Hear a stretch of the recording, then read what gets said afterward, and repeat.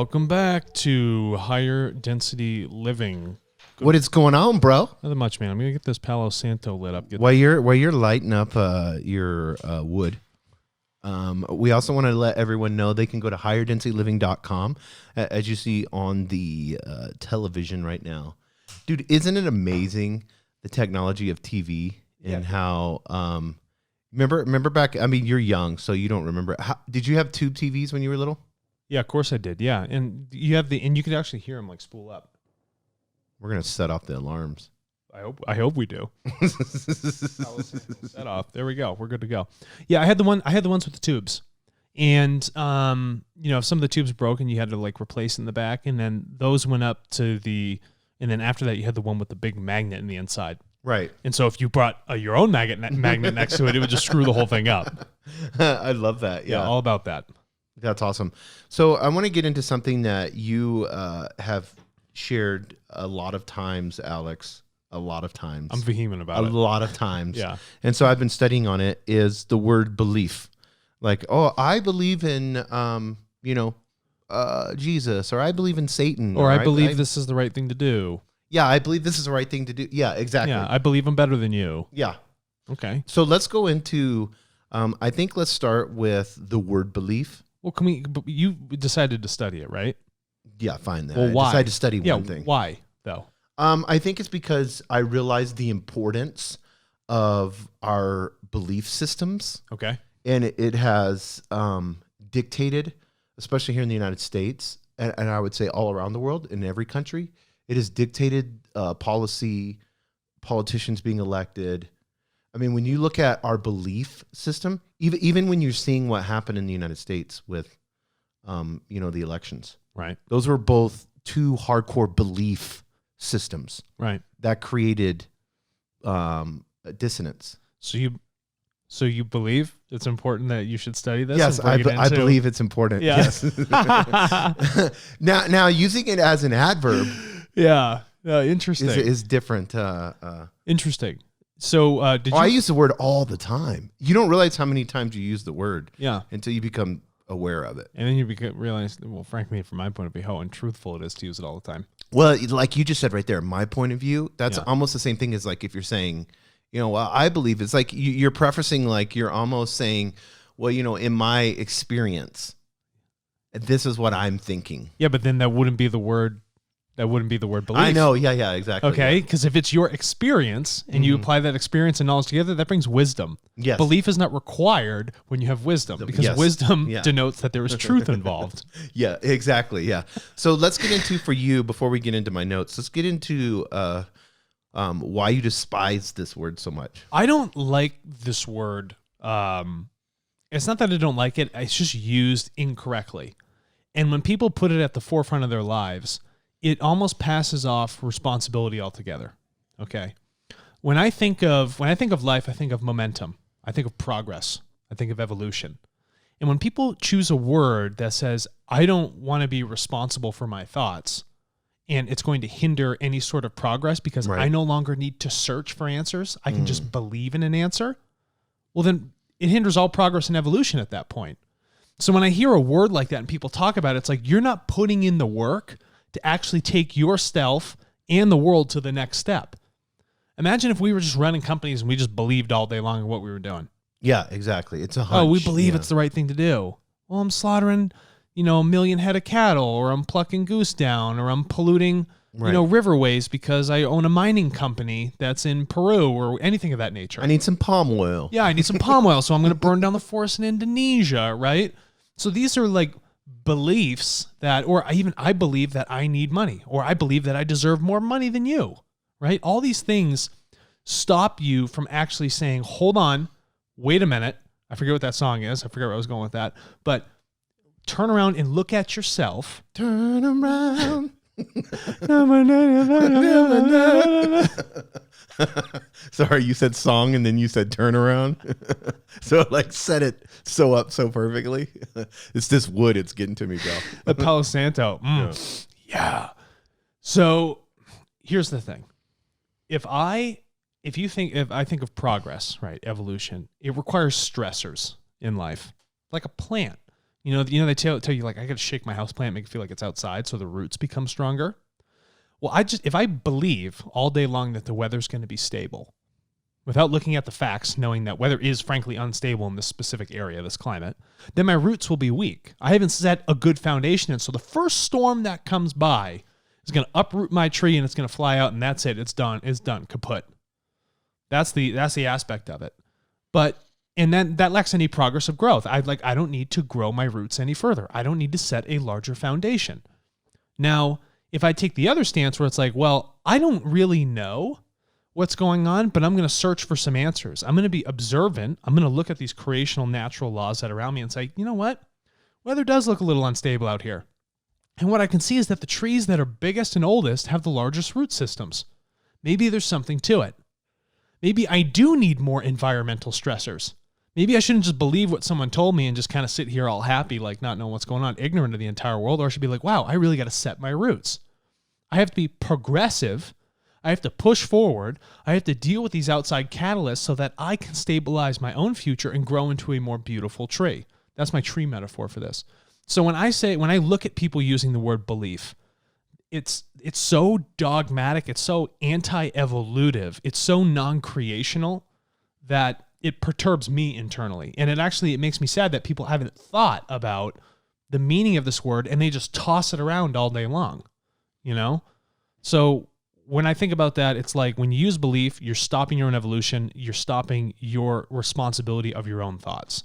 I love that. I want to get into a little bit I want to go deeper into it because this is where it led me. Yeah, let's go. So I want to get into a conscious experience, but I want to get into the word belief. So belief creates an assumption. Yes. And in that assumption, if you're assuming something, especially with your consciousness, then you're holding on to something and you're losing attention and focus. Did you say holding on to something? Yes. Don't move. Wait a minute. I'm going to go back to this. Belief, late 12th century, by Leave, is confidence reposed in a person or thing, faith in a religion. Replacing the Old English gleifa, which means belief or faith, from the West Germanic glauben, which means to hold dear. Yes. You're holding on to something. You're attaching yourself to it. What happens when you attach yourself to an idea? Oh, when you have attachment, then you're, especially when you look at it, you begin, and we'll get into this because this is what I want to get into. You begin to form an identity around it. That's exactly correct. And what happens when that identity lacks any truthful value to it? Where's your value now? Yeah, it's where's your identity? All right, so go ahead. I just no. I love that. Yeah, nailed it. Yeah, but so when we're holding on to something, but I want us to think of when we think of this conscious experience, this construct that we're having in this, if you want to call it simulation, matrix, whatever it is, and we'll get into that. But attention focus. So I was trying to think of a real life experience. You have a Subaru. You love to drive all across the country. Here we go. No. Subaru jokes. No, you love to drive all around. You drove across the country and stuff like that. When you put your windshield wipers on, what are you focused on? I don't look at the windshield wipers. I don't look at them at all. My eyes are focused on the point in front of me where I'm headed, and the windshield wipers are something that is just there. So they're a tool to be used. But the attention... They're a tool to be used, but they're not the focus of my attention. Yes, there we go. Yeah, exactly. So whenever you look at something, because see, belief to me is as when you start focusing on the windshield wipers. It's a distraction. Oh, wow. You see what I'm saying? Yeah. Oh, wow. Hello, Metaphor Monday. No. Oh, my goodness. So, if I start focusing on the windshield wipers, I'm going to be driving like this. My head's going to fly back and forth. Yeah, but I want people to realize that. But the minute I begin to focus on it, then I begin to identify with it. That's correct. So now I'm identifying with something that's wrong, that's steering me totally off the wrong path. You're identifying with something that's a higher risk. Yes. Literally steering you off the highway. So when things that are appearing... You know what I'm saying? I don't want to get too heavy. We're going to get heavy into this. But when things are appearing, and those are the things that I should be focusing on, instead, these windshield wipers going back and forth, very shallow, and I'm relying on them for my safety when it's actually my perception is what creates the safety. Yeah, my perception is what creates that safety. It's not... I put those on because I know that it's raining. I know that there is an environmental stressor, like the tree or the climate, right? But I am rooted in my consciousness of the idea that I need to head forward on this road.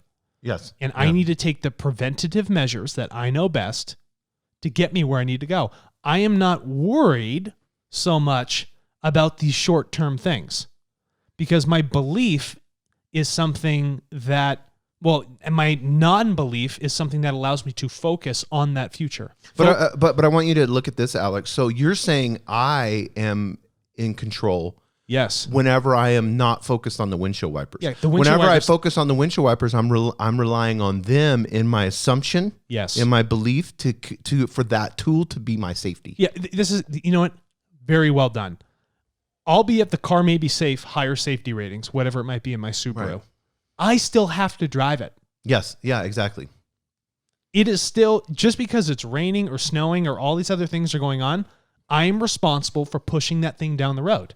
If I hit somebody, I'm responsible.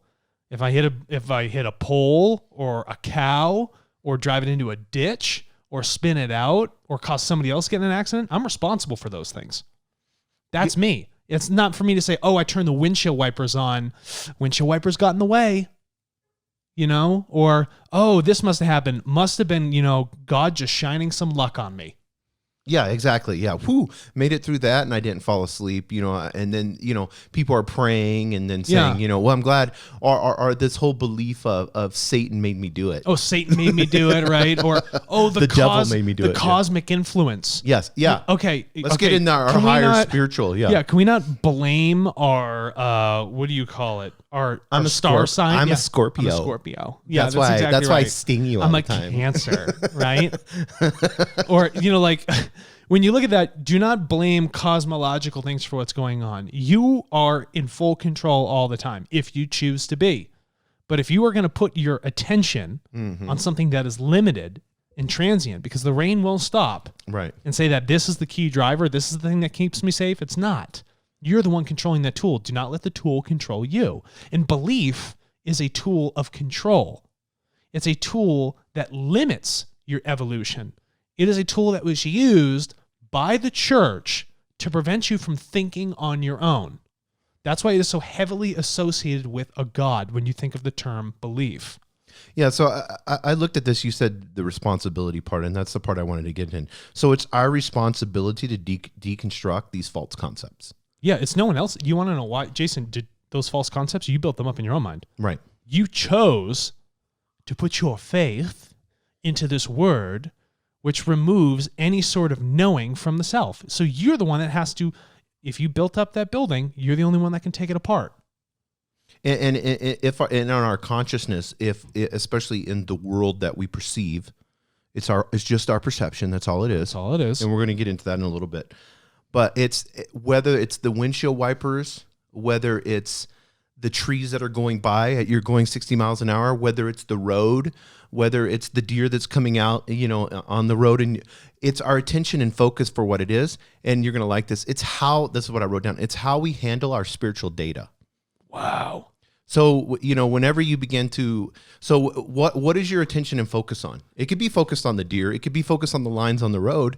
There's so many different things that are pulling at you. Yeah. And so which one are you going to take the truth out of? Right. And use that for your own experiential learning. And you then can blow by on the highway. Yeah. You can be like you're on the Autobahn and things are a blur. Okay. And maybe your learning is that all this stuff on the side is not important because you know what your end game is. Mm-hmm. Or if you go slow, oh, wow, I can observe these things. I'm doing 25 on this backcountry road. Look at those birds. Look how they're interacting with the tree. Both of them have something to offer. The question is, are you going to take that spiritual data and actually pull it into your system? Are you going to analyze it for what it really is? Are you going to take those senses, perceive them for what they are, and then without belief, because if you don't have belief, then you're receptive. Yeah. It's like this. If I put the spiritual data on, like it's coming in, and then I throw my windshield wipers on, it's like I'm trying to ingest it, but it's like swatting some of it away. Mm-hmm. You know what I mean? Right. Don't let that be the focus. Don't focus on that. Your tool. belief swats it away because you've assumed something. That's right. You're starting to assume. Data's always, it's non-dogmatic, right? Right. We talk about this all the time. That's why I said that, yeah. Okay, so if it's spiritual data, it's just giving you what needs to be given. The question is, are you willing to actually receive it through your perception to learn from it? Yeah, and I think whenever you look at creation, because we talk about that a lot with the creational laws. This ability to be able to recognize creation. So if you removed all the dogma from your life, you removed everything that your parents taught you, you removed the stimuli from elementary school, whether you're in Sweden, they teach you differently than whether you're in Canada. Right. And you remove all of that. And then you have this pureness of looking out, that's that creational, that eternal, I'm going to use the word internal. And that is the way that, that ability to be able to recognize creation without an assumption, right, our belief is spiritual evolution. That, if you know what I mean. Yeah. What are you talking about? Do I know what you mean? That's dead nuts on. Yeah. It's just like creation. I called it earlier. I was telling you, it's creational knowingness. That is your foundation. That should be your foundation. That's your root, right? That's yes. your root system. How much creational knowingness do I have? That knowingness is your wisdom. Right. When people say, well, how do I see creation? What does it look like? Well, I'll give you a couple different examples, right? And we'll start pretty simple. Human beings, they have babies, right? Creation. If you look at a plant that's been seeded and it begins to bloom later on, the flower comes out of the top. Creation. If a bee comes over to it, takes the pollen, brings it back to the hive and creates honey, creation. Or a lion eats an antelope. Yeah. See, because people think that's negative. No, you know what I was about to get into that. I was going to go into the flip sides, right? right?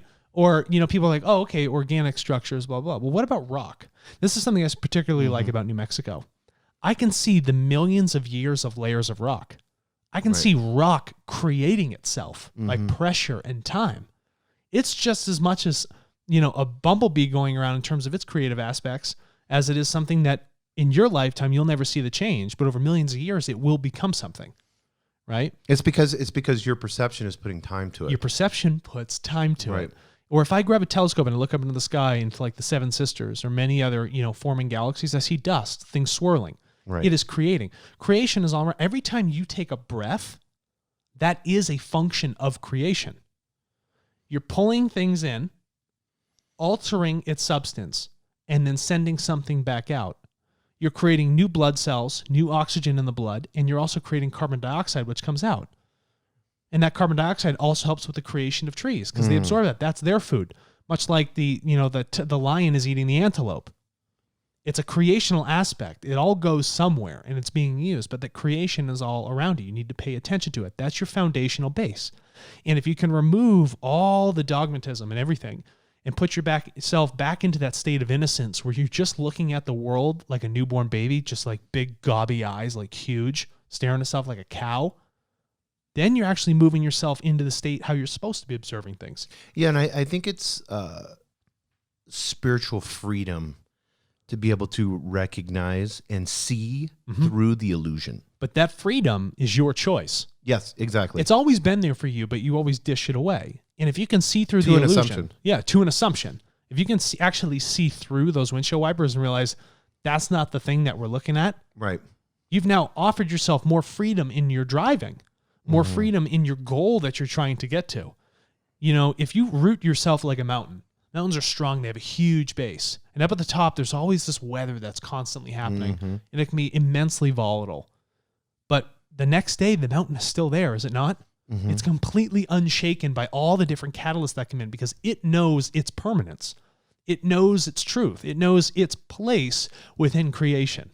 Yeah, it's you recognize the self. Yeah. And that's what they call enlightenment or whatever words you want to put to it. But being able to observe, to be the watcher of yourself without any dogma, to pull yourself out, if you want to say, pull yourself out and look down on yourself and say, not in a bad way, but look, like from a macro view, look at yourself and say, in this moment, is there just pure consciousness or is it muddled because I'm looking at the blue pill or the red pill? Right. You have free will, so you can make that choice.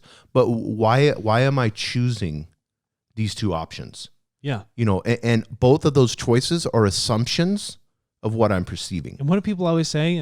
When you assume, you make an ass out of you and me? Yes. Well, the church is making an ass out of everybody, right? Right. So if we continue to look at, belief in that function, what I would offer to somebody is if you use belief in a sentence, stop yourself.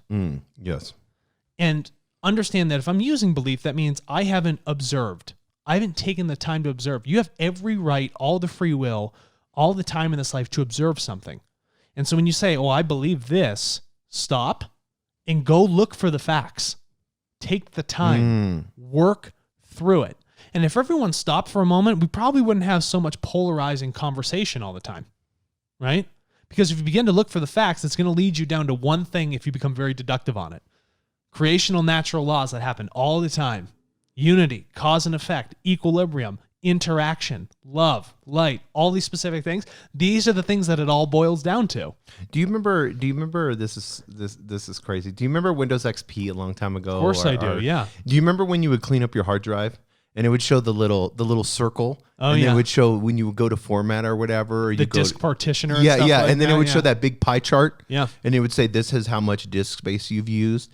It's almost the same. It's like, how do you clean up that spiritual hard drive? Yeah. You know, in the sense of when you begin to clean up all those assumptions and those beliefs, those trash, you're going to watch that pie chart begin to grow. Yeah. Yeah. And then you'll see, and then you go to the disk defragmenter. Yes. It's like, I had my files all over the place. Now I can put things in proper order. So now when I go to access it, I have a clear, linear, logical line of thought that leads me to that truthful outcome. Rather than say, I got to go here, left, right, upside down, backwards, forwards. No, I know exactly the path I need to take. I've cleaned up all the junk. Here's where we need to go.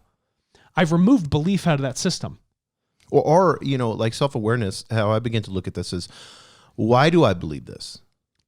You know, and then to begin to ask yourself, why am I, or use the word assuming, and then begin to witness it with no judgment. So, you know, it's like saying, okay, I believe Jesus is reincarnate. We're going to use this example. I believe Jesus is reincarnate and he is the savior, and I'm going to not go to hell, and I'm going to go to heaven because I put my faith and trust in him. Yeah. You know, that's a Christian belief. I believe in the second coming of Christ. Yeah. So why do you believe in that? Why are you assuming that? Well, and you know, I asked, I had a hairdresser, and she does a good job cutting hair, but man, she hammers me with the dogmatism. And she's like, and I asked her, I was like, why do you believe in that? She's like, well, the Bible told me so. And then she said, the other people with their other religions have missed what this means. Yeah. You see how the self, see the decides? polarization that happens when you start to go into belief. And now you're saying that so here's the funny part. I believe this, you believe that. Neither of us know the facts, but I believe stronger than you.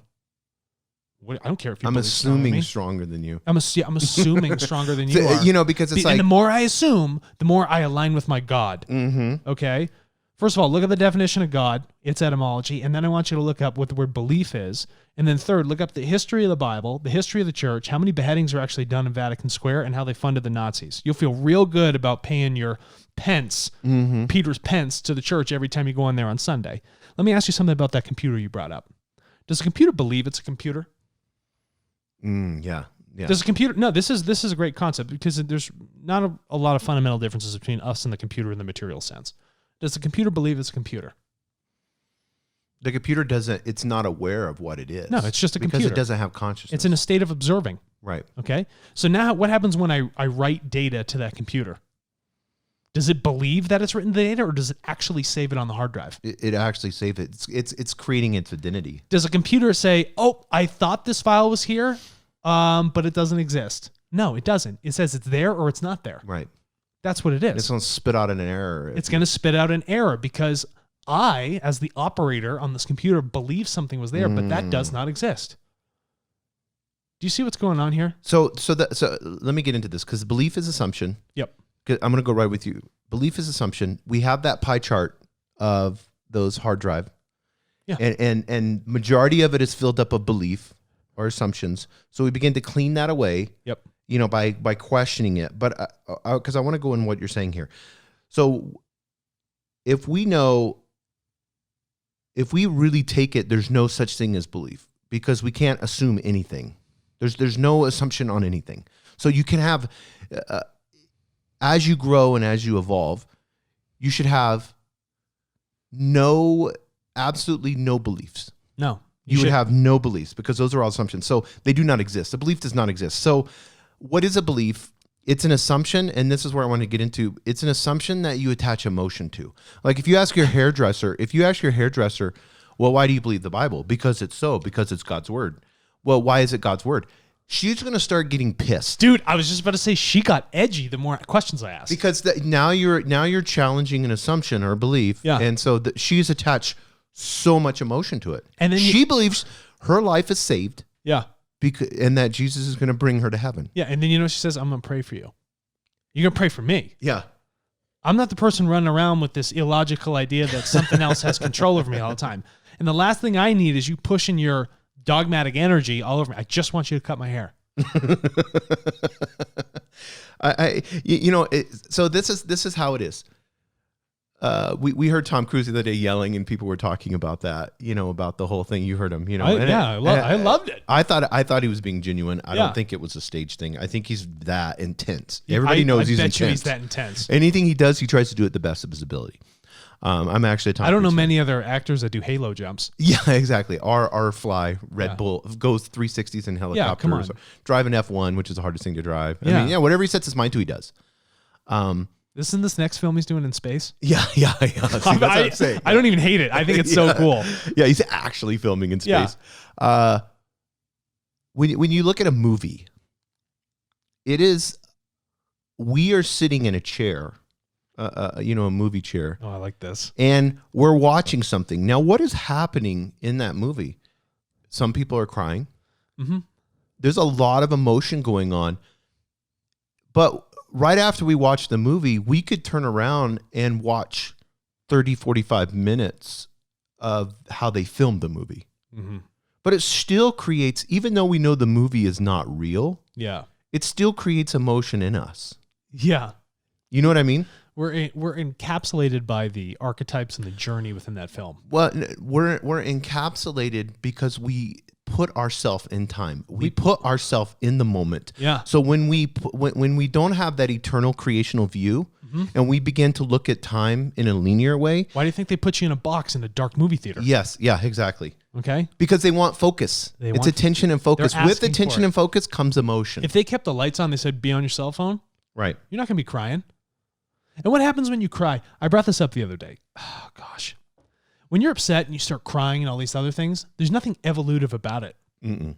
Not to say that, all right, listen, if I've really hurt myself, like physically, not purposely, but like, through accidents or like dumb mistakes, and there's pain. There's a lot of pain sometimes, like physical pain in the body, and you can't stop yourself from crying, right? But if you're just crying like because you're heated in the situation of a moment, or your emotions are overtaking you because you have no sense of control over them, you are going backwards in your evolution. You begin to spiral. Right. Okay. Crying doesn't do you any good.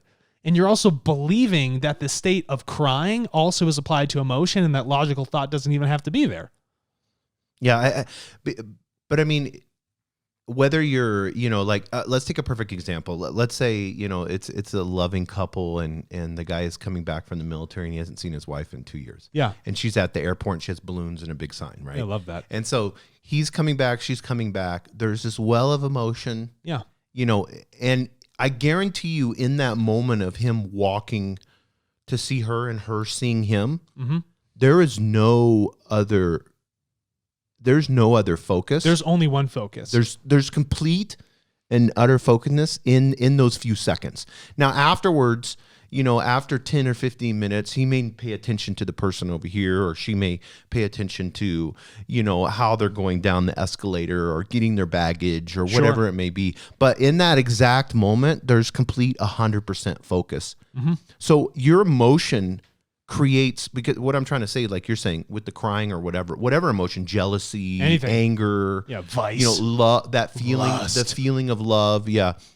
It's because we're putting ourselves perfectly in the moment. And I'm not talking about like a complete conscious awareness of where you're just one. No. This is a separation of that. Yeah. Because a truly, if you want to use the word enlightened, but a truly enlightened person would have no emotion. Yeah, they're there. They would lack facial expression. They understand that there's one goal at the very end, and that's unity. Because creational consciousness does not have emotion. No, it only lives in the state of knowingness. Yes. this linear state of It's rational eternal knowingness, knowingness, yeah. eternal knowingness. Right. Why does it need to be happy or joyous? That's something that is too unstable, right? Yeah. It is just what it is all the time, right? So to move from that state is essentially a movement from creation. Does that make sense? Yes. Yeah. But No, exactly. it's helpful listen, emotion for us right now as human beings is helpful because we need that as a catalyst for learning. We're not at the stage where we can't have emotion because, well, then you just And we'll get into that. We'd have the people, densities. imagine people killing each other Yeah. and they have no emotion about it. Mm-hmm. Not that people don't have that now, but in that concept, I mean, we need that as a catalyst, but you need to understand the value of it. And right now we don't look at the value of emotion or the thing that causes it with emotions, thoughts, and feelings and how those things are interconnected. And we've done an episode on that, right? But when I begin to believe, it's stripping me away from the knowing. If I live in a state of assumption and emotion, now I'm in the worst possible state of being emotional. But if I'm emotional about something that has truth to it, that stands for creation and works with it, lives with it, now you're doing something that makes emotional sense. That allows for that knowingness in that moment. And it's a creational knowingness, right? It's that Gabi, I just observed what that is for right now. And that'll move piece to piece.